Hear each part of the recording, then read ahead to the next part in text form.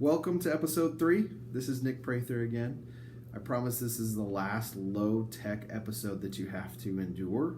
I had a friend reach out after listening to an episode and stated he had a microphone to give me, and I'm excited about that. I don't get it till Wednesday, so here it is, episode 3 in low-tech. I'm going to carve out some space at home as well to get maybe some better lighting and a little bit of ambiance, so you'll have to endure it at least today. So the topic is the cost of status quo.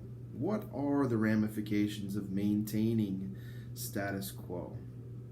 Well, it's interesting when you bring up the term status quo to salespeople. It doesn't resonate, I think, as loudly as it should. One, if you were to ask who are your major competitors to any salesperson, I think they would be able to rattle off a number of different vendors that compete in a similar space. Or they may be able to list off a bunch of products that align with their product that they offer. But I would argue that we have all lost more deals, more clients to status quo than we have any competitor or service. So as salespeople, we are called upon to become wordsmiths, and words are our primary tool. Storytelling, in fact, I think is the universal mode of communication every race and creed responds to. And it's the basis of every sales process that I run. If you couldn't tell, I love telling stories. Now think about it for just a minute. You've got hundreds of different types of media at your fingertips. Think about music specifically, and if I asked you, what is your favorite song? I think many of you would be able to quickly respond with a song choice as well as the performer, and if I asked you, why is that your favorite song, there would be a story that unfolds. It was an emotion or a moment that just sat on your heart and you just couldn't deny the power of that song. Likewise, if I asked, what is your favorite television show or your favorite movie? Again, a story would unfold.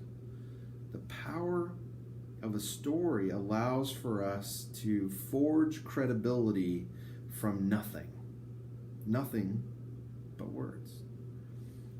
Let me tell you a story. Years ago, when I was much younger, I was a young family man trying to make ends meet. And I was just cutting my teeth in the sales world, so that meant that I had a very limited budget. I worked from paycheck to paycheck.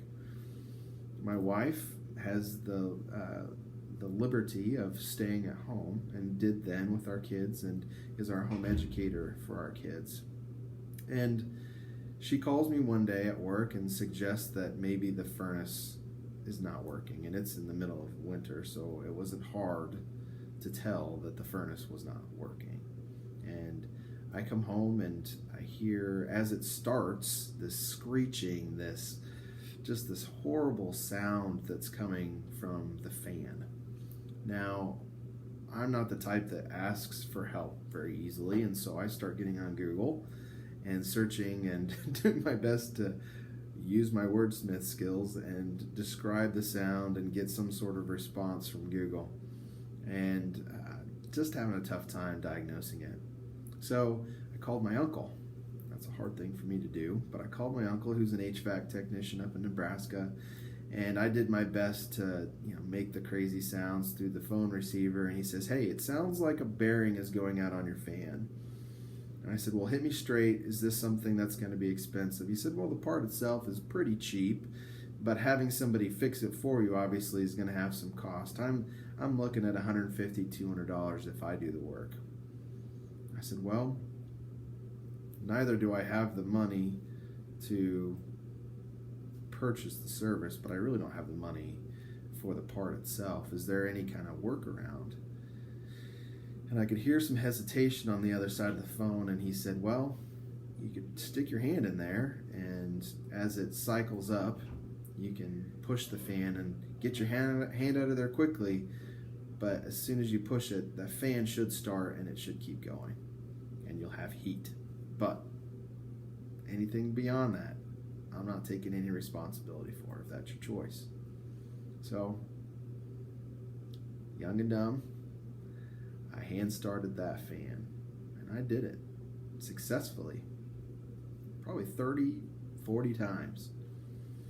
And I walked through the door coming home from a hard day at work, probably not in a good mindset. My wife was standing there, and she's freezing, and she gets cold in a hot house.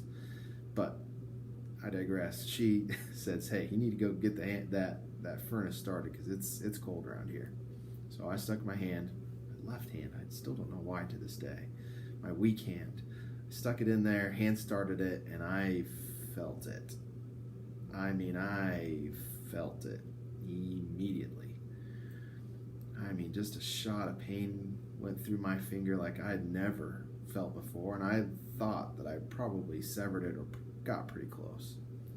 So I had my hand clenched in a big fist, and I just didn't want to look. I didn't want to let go, and the blood just was pouring out of my crevices of my fist. And I looked at my wife and I said, "We got to go to the hospital." And she says, "It can't be that bad. It just can't be that bad." And so I looked away and held out my hand, and she said, yeah, we got to go to the hospital." So off we went to the ER, and the ER gladly put 7 stitches and took my money. Now, when I told this story to a colleague, he said, "Isn't it interesting how excited a 25-year-old family man can get when he can save $150? But a 38-year-old family man gets excited about not losing his finger."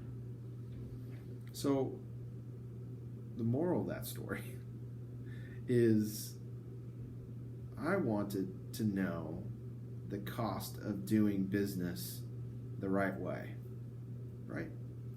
And I got an answer, $150. And I think prospects come to us all the time. We've worked so hard to get a prospect just to pick up the phone and listen to my pitch and allow me to set the value of my product or service, and then I intrigue them just enough, and I get so excited when I hear the question, "How much?" And let's be clear, they're asking the question, what is the cost of doing business the right way? And here's where I'm asking you to be careful. Don't rush to answer their question. Here's where the wordsmithing can come into play. I would respond by answering the question, what is the cost of doing business the wrong way? And with this story, I can put a hard number on it. It's $650 because my ER bill was $800. I spent $800 to save $150. What was the cost of doing business the wrong way? It was $650, 7 stitches, a lot of pain, and a lot of humility. Now, there's a story in Scripture that you can find in Matthew chapter 7, verses 24 through 27. And it reads like this: "Everyone then who hears these words of mine and does them will be like a wise man who built his house on the rock. And the rain fell, and the floods came, and the winds blew and beat on that house. But it did not fall, because it had been founded on the rock. And everyone who hears these words of mine," Jesus is speaking, "and does not do them will be like a foolish man who built his house on the sand. And the rain fell, and the floods came, and the winds blew and beat against that house, and it fell, and great was the fall of it."